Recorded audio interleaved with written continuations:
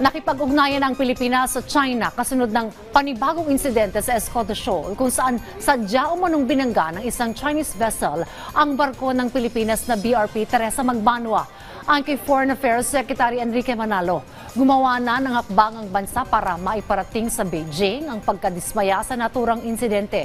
Sinabi ng DFA na isang innocent movement ang pakay ng ating barko sa naturang teritoryo na lugar na sakop ng Exclusive Economic Zone ng Pilipinas. Sa ngayon, pinag-aaralan na rin ng Pilipinas ang posibleng paghain ng arbitral complaint laban sa China kasunod ng insidente na makailang ulit na rin nangyari nitong mga nakalipas na linggo. We're contemplating at the moment possible approaches to this issue. And I think siguro in the coming days or weeks, you'll probably have a better picture of where we're headed on this. But certainly it doesn't help the situation yung ginawa nila.